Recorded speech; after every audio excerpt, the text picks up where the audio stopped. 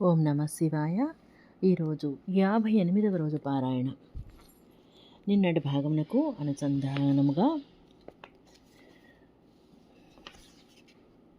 శివపూజా విధానము, దాని ఫలితము. వట్టివేళ్ళు చందనమును పాద్యపాత్రయందు ఉంచి మల్లె పువ్వులు, పటిక బెల్లం, కర్పూరము, మర్రి ఊడలను, తమూలములను బాగుగా దంచి చూర్ణము చేయవలెను. ఆ చూర్ణమును ఆచమన పాత్రయందు ఉంచవలెను. యాలుకలు, చందనమును అన్ని పాత్రలలో వేయవలెను. దేవాదిదేవుడైన మహాదేవుని పార్శ్వభాగమున నందీశ్వరుని పూజింపవలెను. గంధము, ధూపము, రకరకములైన దీపములను వెలిగించి శివపూజ చేయవలెను. తరువాత లింగమును శుద్ధి చేసి మానవుడు సంతోషముతో మంత్రసమూహముల ఆదియందు ప్రణవమును, చివర నమః అను పదమును జోడించి ఇష్టదేవునకు వాటి ద్వారా తగిన ఆసనమును సిద్ధము చేయవలేను.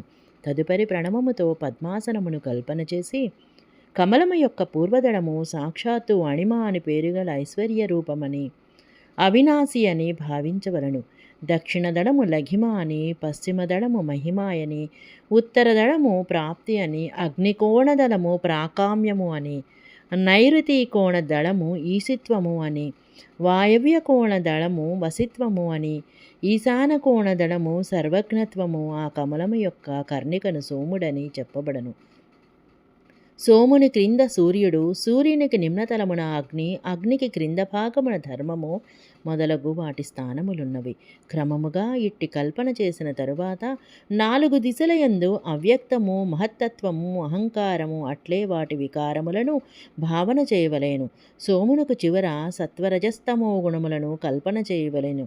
అటు తరువాత సద్యోజాతం ప్రపద్యామి ఇత్యాది మంత్రములతో పరమేశ్వరుడైన శివుని ఆవాహనము చేయవలను. ఓం వాసుదేవాయ నమః మొదలగు వామదేవ మంత్రములతో ఆ స్వామిని ఆసనమునందు విరాజితును చేయవలెను. తదుపరి ఓం తత్పురుషాయ విద్మహే ఇత్యాది రుద్రగాయత్రి ద్వారా ఇష్టదైవ సాన్నిధ్యమును పొంది ఆయనను అఘోరేభ్యో మొదలగు అఘోర మంత్రములతో అచట నిలుపవలను. పిదప ఈశానః సర్వవిద్యానాం అన్న మంత్రముతో ఆరాధ్య దైవమును పూజింపవలను. పాద్యమును ఆచమనీయమును సమర్పించి అర్ఘ్యమునొసగవలను. దాని తరువాత గంధము, చందన మిశ్రిత జలము చేత విధి విధానముగా రుద్రదేవునకు స్నానము చేయించవలను. పంచగవ్య నిర్మాణ విధితో 5 ద్రవ్యములను ఒక పాత్రయందు తీసుకొని ప్రణవము చేతనే అభిమంత్రించవలను.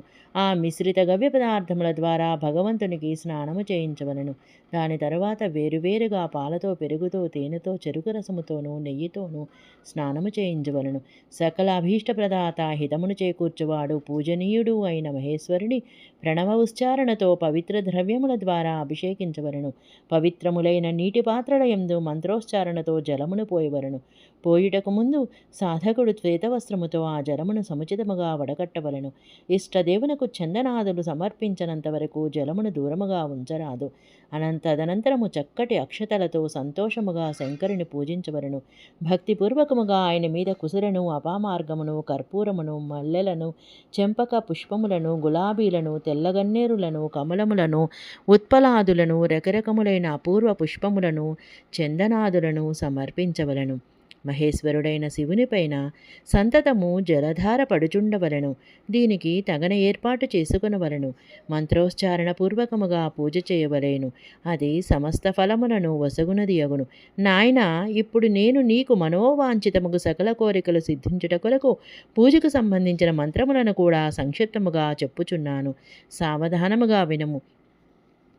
పావమాన మంత్రము చేత వాన్మే ఇత్యాది మంత్రములతో రుద్రమంత్రము, అటులనే నీలరుద్ర మంత్రముతో సుందరము శుభమును కలిగించు పురుష సూక్త, శ్రీ సూక్తములతో సుందరమైన అధర్వశీర్ష మంత్రముతో, ఆనోభద్ర మొదలగు శాంతి మంత్రములతో, శాంతి సంబంధమైన ఇతర మంత్రములతో, భారుండ అరుణ మంత్రములతో, అర్ధాభీష్ట సామము మరియు దేవవ్రత సామముతో, అభిత్వ ఇత్యాది రథంతర సామముతో, పురుష సూక్తముతో, మృత్యుంజయ మంత్రముతో, పంచాక్షర మంత్రముతో పూజింపబలను. 1000 లేక 100 జలధారలు పడుటకు తగు ఏర్పాటు చేయవలను. దీనిని అంతయును వేదమార్గముతో లేక నామమంత్రములతో చేయవలెను. అనంతరము భగవంతుడకు శంకరుని మీద చందనమును పువ్వులను సమర్పించవలను. ప్రణవముతోనే ముఖవాసము మొదలగున అర్పించవలను. దీని తర్వాత స్ఫటికమణితో సమానమైన నిర్మలుడు, నిష్కలుడు, అవినాశి, సర్వలోకకారకుడు, సర్వలోకమయుడుకు పరమదేవుడు మరియు బ్రహ్మ, రుద్ర, ఇంద్ర, విష్ణువు మొదలగు దేవతల దృష్టికి అందనివాడు, వాక్కునకు మనస్సునకు గోచరింపనివాడు, ఆది మధ్యాంతరహితుడు, సమస్త రోగులకు ఔషధ రూపుడు, శివతత్వ నామముతో ఖ్యాతి వహించినవాడు, శివంగ రూపముతో ప్రతిష్ఠించబడినవాడు, అట్టి భగవంతుడుకు శివుని శివలింగ మస్తకమునందు ప్రణవమంత్రముతోనే పూజలు సల్పవలను. ధూపదీప నైవేద్య తాంబూలములు ఆనందకర్పూర నీరాజనము ద్వారా యథోక్త విధానముతో పూజించి స్తోత్రములతో నానావిధ మంత్రములతో ఆ స్వామికి నమస్కారము చేయవలను. తదుపరి అర్ఘ్యము నొసగి భగవంతుని చరణములందు పుష్పములను చల్లవలను. సాష్టాంగ ప్రణామము చేసి దేవేశ్వరుడకు శివుని ప్రార్థించవలను.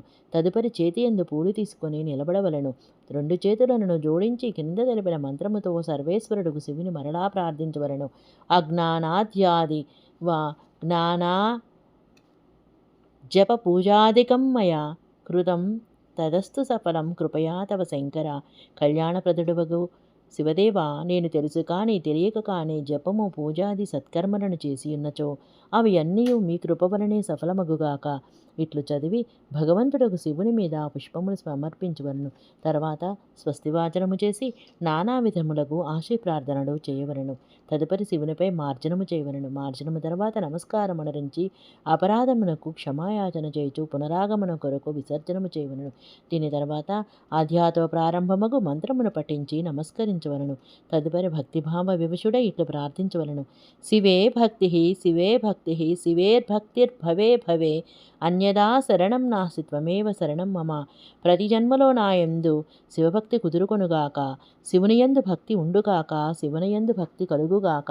శివుడు తప్ప నాకు శరణమసగువారెవ్వరనూ లేరు. మహాదేవా, నీవే నాకు శరణదాతవు. ఇట్లు ప్రార్థన చేసి సంపూర్ణ సిద్ధులను ప్రసాదించడు దేవేశ్వరుడైన శివుని పరాభక్తి ద్వారా పూజింపవలను. విశేషముగా కంఠధ్వని చేత భగవంతుని సంతుష్టపరచవలను. తదుపరి సపరివారముగా నమస్కరించి ఎనలేని సంతోషమును అనుభవించుచు సకల లౌకిక కార్యములను తృప్తిగా చేయుచుండవలను. శివభక్తి పరాయణుడవై ఇట్లు ప్రతిదినము పూజ చేయువానికి అడుగడుగున అన్ని విధములా ప్రాప్తించుచుండును. అతడు ఉత్తమ వక్త అయినచో మనోవాంఛిత ఫలము తప్పక లభించును. రోగము, దుఃఖము, ఇతరుల వలన కలుగు ఉద్వేగము, కుటిలత్వము, విషము మొదలగు రూపములలో ఎదురుగు కష్టములనన్నింటినీ ఆ కళ్యాణప్రదుడగు పరమశివుడు తప్పక నశింపచేయును. ఆ ఉపాసకునకు శ్రేయస్సు కలుగును. భగవంతుడకు శంకరుని పూజించుట వలన శుక్లపక్షమునందు చంద్రుడు వృద్ధి చెందినట్లు అతనిలో సద్గుణములు ఆవశ్యము వృద్ధి చెందును. మునిశ్రేష్ఠ నారద, నేను ఈ విధముగా శివపూజా విధానమును తెలిపి తిని, ఇక ఇప్పుడు నీవేమి వినగోరిదవు? ఎటువంటి ప్రశ్నను అడగదలచితివి? సశేషము. ఓం నమః శివాయ.